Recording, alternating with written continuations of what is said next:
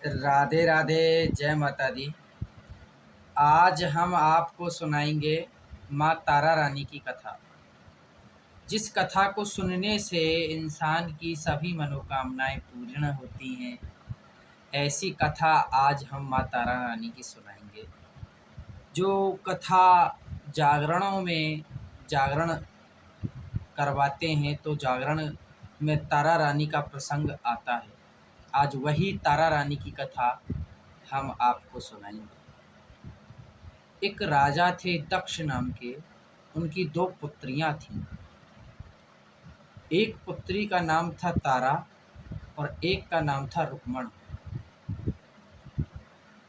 तारा और रुक्मण नवरात्रों का व्रत रही थी और बड़ी बहन तारा ने रुक्मण से कहा था कि बहन, आज नवरात्रे पूर्ण हुए हैं, आप बाजार जाइए और माता रानी का प्रसाद लेकर के आइए, हम कन्याओं को भोजन कराएंगे।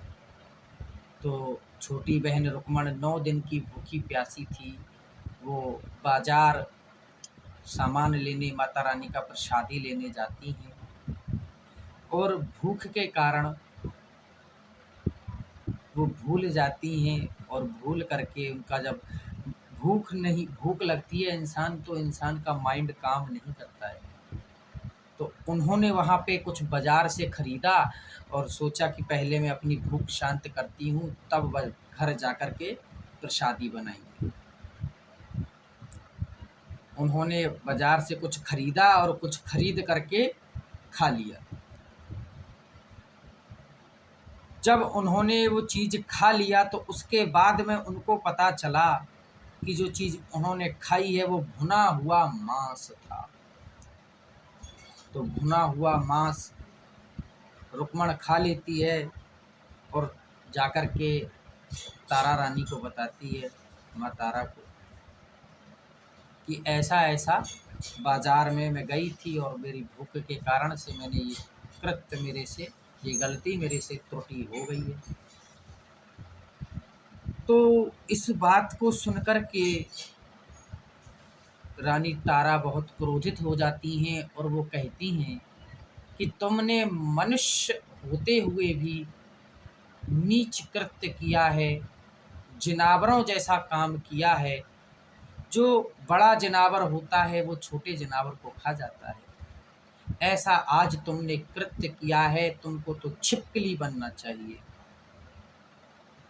इतना कहा रानी तारा ने कि छोटी बहन रुक्मण उस बात को अपने सरोधार्य कर लेती है और कहती है, ठीक है, मैं अपने पाप का प्रायश्चित करने के लिए छिपकली बनूंगी। लेकिन बहन, मुझे एक बात आप ये बता दीजिए कि मेरी मुक्ति कैसे होगी। आधा शरीर उनका छिपकली का बन गया है। कह रही हैं, मैं छिपकली बनूंगी। क्या छिपकली मैं बन रही हूँ, लेकिन मुझे ये तो बता दो कि मैं इस छिपकली योनि से मुक्ति कैसे पाऊँ। रानी तारा कहती है कि जब आप अपने प्राण पर हित में गवाओगी तो छिपकली यौन से मुक्ति पाओगी। जब हे बहन रुक्मण तुम अपने प्राण किसी और के हित के लिए गवा दोगी, उसी क्षण आप इस छिपकली योनि से मुक्ति पा जाओगी। एक बहन छिपकली बन करके चली जाती हैं और दूसरी बहन एक राजा के यहाँ शादी होकर के चली जाती हैं, हरिश्चंद्र के यहाँ। पांडव एक यज्ञ रचाते हैं। उस यज्ञ में सभी देवी देवताओं को, सभी ऋषियों को पांडव निमंत्रण देते हैं। दूत ऋषि दुर्वासा के पास भी जाता है। दूत ऋषि दुर्वासा के पास जाता है और कहता है कि हे ऋषिवर, पांडव अश्वमेध यज्ञ कर रहे हैं, आप आइए और उनके यज्ञ में भाग लीजिए। ऋषि दुर्वासा कहते हैं कि सभी ऋषियों को बुलाया है, 33 कोटि देवी देवताओं को बुलाया है, तो उस यज्ञ में हमें कौन महत्वता देगा? अगर वो अकेले हमको बुलाएं तो हम उनके यज्ञ में जाएंगे, अन्यथा हम उनके यज्ञ में जाने वाले नहीं हैं। ऐसा कह करके दूत को लौटा देते हैं। 33 कोटि देवी देवता यज्ञ में अपना भाग लेने के लिए आते हैं और भाग ले लेके चले जाते हैं। और जब यज्ञ में स्वाहा स्वाहा की धुनी ऋषि दुर्वासा सुनते हैं, जब स्वाहा स्वाहा की धुनी ऋषि दुर्वासा सुनते हैं और यज्ञ कुंड का धुआं जब उठता है, तो ऋषि दुर्वासा सोचते हैं कि पांडवों ने मेरा अनादर किया है, मुझे यज्ञ में नहीं बुलाया। ऋषि दुर्वासा एक गरुड़ का रूप लेते हैं, एक पक्षी का रूप लेते हैं और एक बड़े विषैले सांप को उठा करके एक खीर के बड़े से पतीले में ले जाकर के डाल देते हैं। बोलो जय माता दी। ऋषि दुर्वासा खीर के पतीले में एक बहुत बड़े विषैले सर्प को ले जाकर के, सांप को ले जाकर के डाल देते हैं और वहां से उड़ जाते हैं गरुड़ के रूप में। इस कृत्य को किसी ने देखा नहीं था। इस कृत्य को एक छिपकली ने देखा था। जब पूर्ण आहुति करने के लिए चले जाते हैं सभी भंडारी, जो किचन में काम करते हैं, सभी चले जाते हैं। भंडारी बोलते हैं उनको, हलवाई भी बोलते हैं। माता बहनें आजकल करती हैं कि रसोई में खाना चढ़ा दिया और सास बहू का सीरियल देखने चली जाती हैं। रसोई घर को कभी भी अकेला नहीं छोड़ना चाहिए। अब ऋषि दुर्वासा सर्प डाल गए, पता चला पड़ोसी आया, पॉइजन मिला गया, जहर मिला गया, तो छिपकली सबको अपनी भाषा में चूचू चाचा करके बताती है, लेकिन छिपकली की भाषा को वहाँ पे कोई नहीं समझ पाता है। तो उस छिपकली को वही बात याद आती है कि परहित में जब मैं प्राण गवाऊंगी तो छिपकली योनि से मुक्ति पाऊंगी। तो छिपकली पांडवों के सामने उस खीर के पतीले में कूद जाती है। जब खीर के पतीले में वो छिपकली कूद जाती है, पांडव कहते हैं कि तूने बड़ा नीच कर्म किया है, तू नीच योनि में पैदा होगी और इस खीर में गिर के तुमने ये कर्म अच्छा नहीं किया। कोई भी उसके प्राणों के बलिदान को नहीं समझ पाता है और उसको नीच योनि का श्राप पांडव दे देते हैं।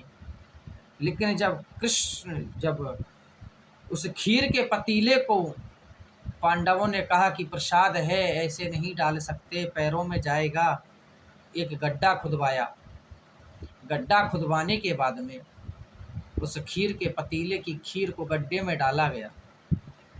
अब छिपकली तो हल्की थी, ऊपर तैर रही थी, तो सबसे पहले छिपकली गड्ढे में गई, फिर आधी खीर गई। लेकिन जब खीर का पतीले का जब आखिरी भाग आया, जब उसमें देखा कि बड़ा विषैला सर्प उसमें है, बड़ा विषैला नाग उसमें है, तो पांडव पश्चाताप करते हैं और श्री हरि मेरे भगवान कृष्ण अपनी दिव्य दृष्टि से ये सारा कांड देखते हैं, सारी घटनाक्रम देखते हैं। उससे फिर छिपकली को वो वरदान देते हैं कि जाओ तुम मानस योनि में जन्म लोगी। अब पहले श्राप मिला था छिपकली का, फिर मिला था नीच योनि का और मानस योनि का। अब वो फिर एक राजा के यहाँ जन्म लेती हैं। राजा के यहाँ जन्म लेने के बाद में राजा कुंडली दिखवाता है, उनकी पत्रिका दिखवाता है, तो ब्राह्मण लोग एक तो श्राप और दूसरा वरदान मानस योनि का। तो ब्राह्मण कहते हैं कि महाराज, आप इस पुत्री को अगर अपने महल में या अपने राज्य में रखेंगे तो आपका सर्वस्व नष्ट हो जाएगा, सूखा पड़ जाएगी, आग लग जाएगी और आप भी नरक के भागी बनेंगे। इतनी बात जब राजा सुनते हैं, परेशान हो जाते हैं, तो कहते हैं कोई उपाय बताइए। तो कुछ उपाय बताते हैं कि कन्या का वध कर दो, कुछ उपाय बताते हैं कि इस कन्या के लिए आप एक हीरे मोती रण रतन आभूषणों से सुशोभित एक सोने का बक्सा बनवाइए और उस बक्से में इस कन्या को बैठाल करके जल में प्रवाहित कर दीजिए।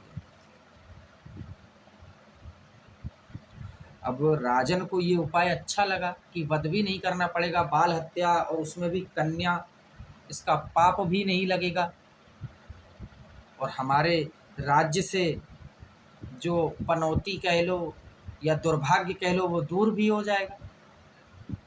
तो राजन एक बड़ा ही सुंदर हीरे मोती रत्न आभूषणों का एक बक्स बनवाते हैं, एक बक्स बनवा करके उसमें कन्या को बिठाल देते हैं और नदी में प्रवाहित कर देते हैं। तो ये बक्सा बहता बहता उसी देश में चला जाता है जहाँ पे रानी तारा की शादी हुई थी। बोलो राज जय माता दी। रानी तारा के राज में ये बक्सा चला जाता है। एक पंडित जी सुबह सुबह नदी के किनारे संध्या वंदन करने जाते हैं और उनको वो बक्सा दिख जाता है। हमारे रवि कृष्ण भाई जैसे ब्राह्मण देवता थे, उनको वो बक्सा दिख जाता है, सोने चांदी से सुशोभित, हीरा मोती रत्न आभूषणों से सुशोभित ऐसा बक्सा रवि भाई को दिखता है। रवि भाई कहते हैं और तैरना भी ना आए और माल बहा जाए, मैं क्या करूं हाय। बड़े परेशान हो जाते हैं हमारे ब्राह्मण देव। अब चलते जाते हैं, जैसे वो आगे बढ़ते हैं नदी की हिलोरों से बक्सा और आगे चला जाता है। ब्राह्मण देव थोड़ा आगे चलते हैं, बक्सा नदी पानी की हिलोरों से और आगे बढ़ जाता है। अब ब्राह्मण देव चलते चलते गले तक पानी में पहुंच जाते हैं। अब गर्दन तक पानी में पहुंच जाते हैं तो भाई, एक तो ब्राह्मण सबसे ज़्यादा प्रिय ब्राह्मण को अपनी जान होती है। ब्राह्मण देव निकल के आते हैं और वहाँ देखते हैं कि आसपास कोई है। ब्राह्मण देव को तैरना तो आता नहीं था, तो वहाँ पे एक भील उन्हें दिखता है। भील से कहते हैं, अरे भैया, भील भैया इधर आओ इधर आओ। उनको बुलाते हैं और कहते हैं ये हमारा माल बह के जा रहा है, जरा इसको आप निकाल लो। अब भील उसी गांव का था। अब जैसे भील उसी गांव का था तो भील जानता था कि ब्राह्मण देव आप तो एक नंबर के कड़के हो, आपके पास इतना पैसा कहाँ है, आपके पास इतना धन कहाँ से आया, आप तो दरिद्र ब्राह्मण हैं, मतलब आपके पास इतना पैसा नहीं है। दरिद्र तो नहीं थे वो, ठीक थे, लेकिन आपके पास इतना पैसा नहीं है। पर कह रहे, ब्राह्मण देव कहते हैं हाँ नहीं है, हमारा नहीं है, लेकिन पहले हमने देखा है तो इस पे पहला हक हमारा है। तो भील कहता है ब्राह्मण देव आप ही निकाल लो ना, हमें क्यों जोखिम में डालते हो। अगर हमें किसी ने मगरमच्छ आ गया या कोई मछली आ गई, कच्छ आ गया तो हमें तो खा जाएगा, आप ही निकालिए, आपका बक्सा आपका माल। तो ब्राह्मण देव बुद्धि लगाते हैं अपनी। अब देखिएगा, कह रहे हैं ब्राह्मण देव, सोच रहे हैं अपने मन में कि अगर इसमें माल होता तो बक्सा कहीं ना कहीं डूब जाता, यानी कि बक्सा खाली है, बक्से के ऊपर जो रत्न और मणि और जो सोने की परत चढ़ी हुई है यही है, अंदर बक्से में कुछ नहीं है। कहते हैं ब्राह्मण देव भील से, अब भील छोटी जाति का था बेचारा, अब वो क्या जाने ब्राह्मण की चालाकी। अब भील से कहते हैं कि ठीक है, बाहर बाहर का बक्सा हमें दे देना, अंदर का जो भी माल हो उसे भील तुम रख लेना। अब ठीक, भील बेचारा गया, तैर करके लाया। पंडित जी ने कहा रुक जाओ, बाद में खोलना, पहले हमारे ब्राह्मण देव ने हीरा मोती रत्न सोने की परत सब छुड़ा ली, अब कहा अब खोलो। उसमें देखा तो एक बड़ी सुंदर तेजवान कन्या उस बक्से के अंदर लेटी हुई थी।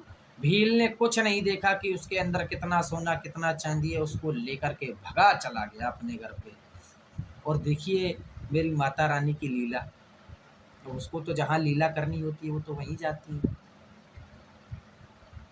भील के घर में भी कोई संतान नहीं थी। अब भील के घर में कोई संतान नहीं थी, कन्या को पढ़ाया लिखाया खिलाया पिलाया। एक दिन कन्या अपने सहेलियों के साथ खेल रही थी।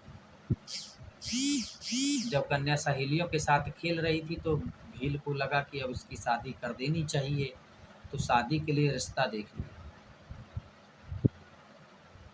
उसी नगर में रिश्ता कर दिया जिस नगर में माँ तारा रहती थी, तारा देवी, रानी तारा जहाँ रहती थी, उसी नगर में रिश्ता कर दिया। और जो रानी तारा की जो महल थे, जो रानी तारा के जो महल थे, उन महलों में रुक्को, जो भील की पुत्री थी, उसका नाम रुक्को रखा गया था। रुक्मन था, रुक्मन से छिपकली हुई, छिपकली से रुक्को हो गई। रुक्को की जो सास थी वो रानी तारा के महलों में साफ सफाई का काम करने जाती थी। अपने सास ससुर को देव और देवी और भगवान समझ करके रुक्को पूजा सेवा करती है, उनकी खूब सेवा करती है। एक दिन रुक्को की सास की तबीयत खराब हो जाती है, तो रुक्को की सास रुक्को से कहती है कि आज बेटी आप महलों की सफाई करने चले जाओ, मेरी तबीयत आज बहुत खराब है। तो रुक्को महलों की सफाई करने के लिए जब जाती है तो रानी तारा उसे देख करके पहचान लेती है। तो रानी तारा उसे बुलाती है, बहन इधर आओ, तुम मेरी बहन हो, चाहे तुम मानो या न मानो, लेकिन आप मेरी बहन हो, पिछले जन्म की मेरी सगी बहन हो आप।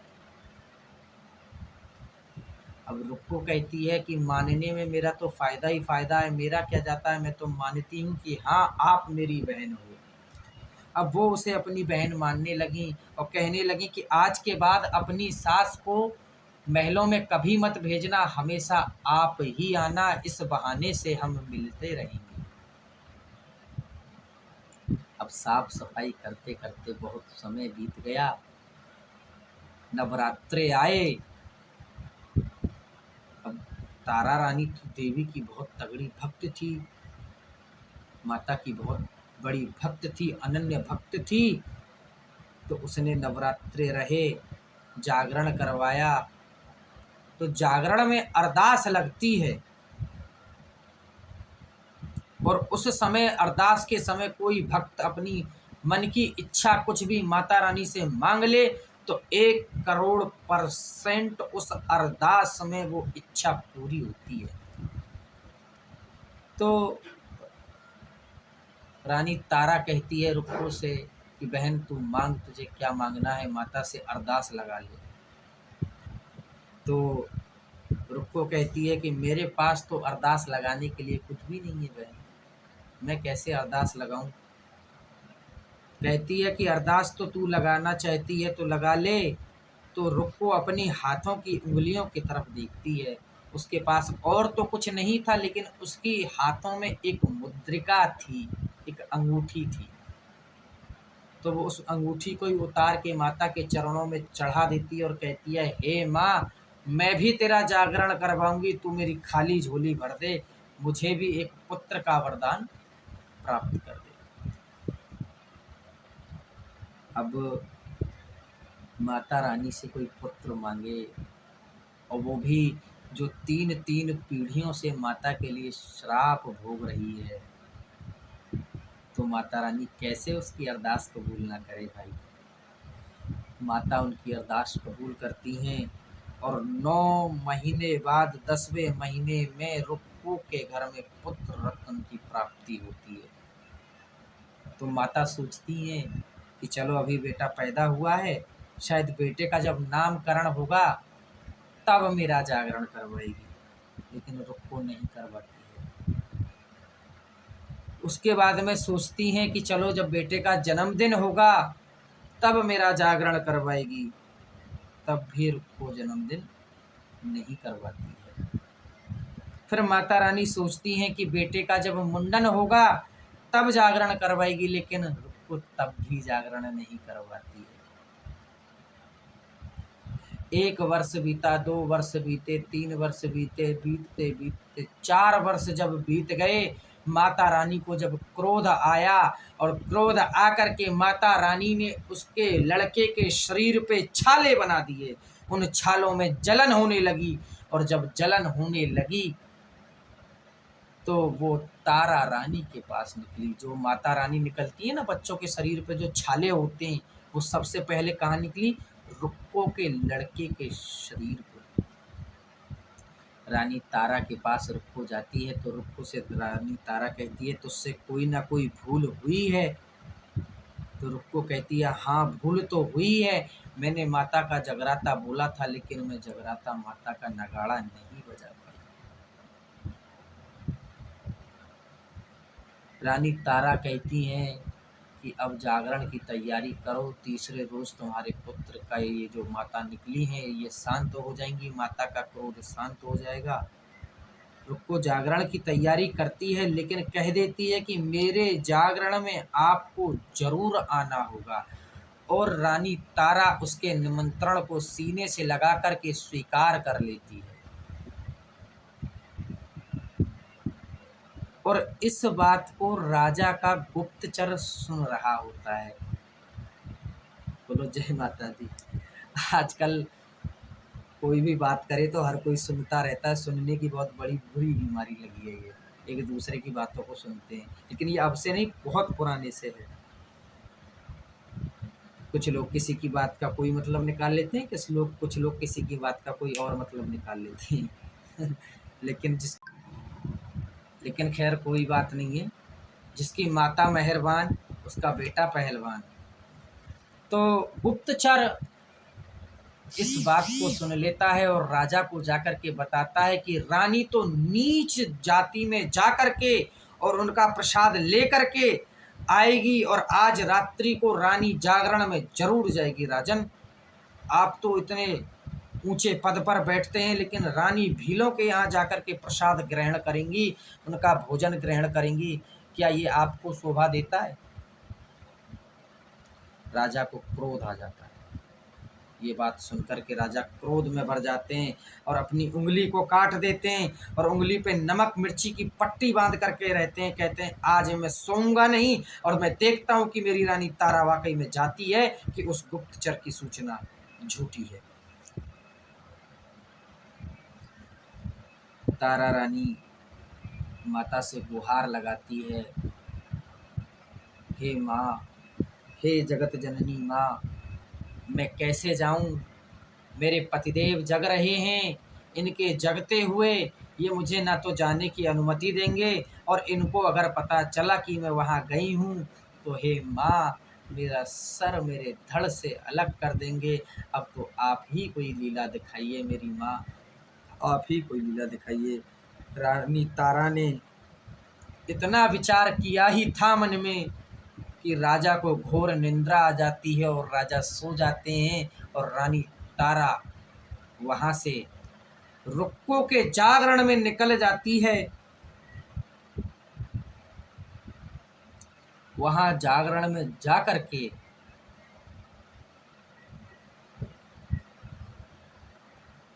प्रसाद देखा रानी तारा ने, तो पहले जो अनपढ़ जाहिल लोग होते थे और वो बकरा या भैंसा या पड्डा इनका भेंट या बलि पूजन करके माता को प्रसन्न करते थे, अब वही प्रसाद माता को चढ़ाया गया और वही प्रसाद के 5-5 टुकड़े सबकी झोली में बांटे गए। वहां पे राजा जगे और ऐसे करके बिस्तर पे हाथ फेरा, देखा रानी नहीं है यहाँ पे। निकले, नंगी तलवार लेकर के राजा निकलते हैं कि आज तारा रानी को मैं छोड़ूंगा नहीं। और वहाँ पे देखते हैं कि 5-5 टुकड़े सभी को मांस के मिले हैं। राजा को बड़ा क्रोध आता है और कहता है कि दिखाओ तुम्हारी इस झोली में क्या है। रानी तारा कहती है कि हे राजन, इस झोली में कुछ नहीं है, इस झोली में कुछ भी ऐसा नहीं है कि जिससे मेरा और आपका धर्म भ्रष्ट हो।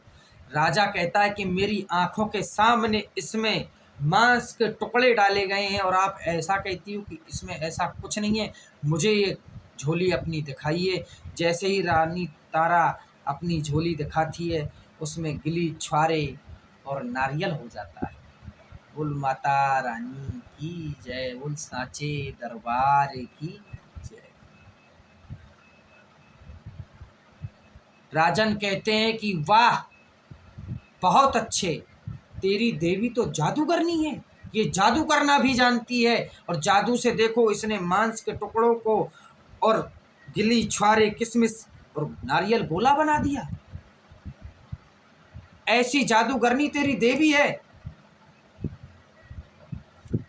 रानी तारा कहती है कि नहीं पतिदेव, ये माता की शक्ति है, ये कोई जादू या तंत्र नहीं है प्रभु, ये माता की शक्ति है। माता जगत जननी है, घट घट व्यापिनी है, कण कण में रहने वाली है मेरी माँ। और मेरी माँ कुछ भी कर सकती हैं।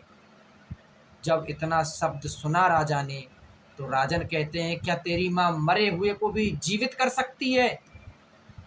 तो रानी तारा कहती है हाँ, मेरी माँ मरे हुए व्यक्ति को भी जिंदा कर सकती है। राजा कहते हैं कि अगर तेरी माँ मरे हुए को भी जीवित कर सकती है तो मेरा बहुत पसंदीदा घोड़ा है, मैं उस घोड़े को जाकर के काट देता हूँ, तेरी माँ से कहना कि उसे जिंदा कर दें। रानी तारा कहती है क्यों उस निर्दोष घोड़े की जान ले? उस हम दोनों का झगड़ा है, हम दोनों निपटेंगे, बेचारे उस निर्दोष घोड़े का क्या कसूर है? कितना भरोसा था रानी तारा को माँ के ऊपर, जो कहती है कि घोड़े की जान हम नहीं लेंगे, मेरा एक पुत्र है, हमारा और आपका एक पुत्र है, जाकर के उस पुत्र की हम गर्दन काटेंगे और माता रानी उसी को जीवित करेंगे। अगर मेरी भक्ति सच्ची है तो मेरे पुत्र की जान माता नहीं लेगी। राजा घर पे जाते हैं, महलों में घसीट के रानी तारा को ले जाते हैं और पुत्र को उठाते हैं, ऐसे पैरों से पटक के उठा के और ज़मीन पे मारते हैं और तलवार से पुत्र के हजारों टुकड़े कर देते हैं और थाली में ला कर के रानी तारा के सामने रख देते हैं कि लगा उस ध्यान माता का, जो इस पुत्र को तेरे को जीवित कर दे, वरना मरने के लिए तैयार हो जाए।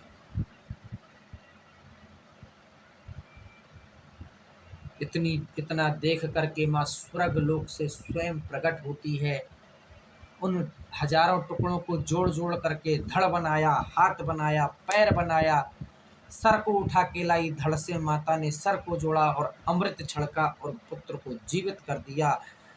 राजा वहीं माता के चरणों में पकड़ करके वहीं गिर गया और पश्चाताप करने लगा, कहने लगा माँ मैं पापी हूँ, मुझे माफ़ करिए, मैं अधम हूँ, मुझे माफ़ करिए, मैं आपकी शक्ति को, आपकी भक्ति को नहीं पहचान पाया मेरी माँ, आप मेरी भूल को क्षमा करिए।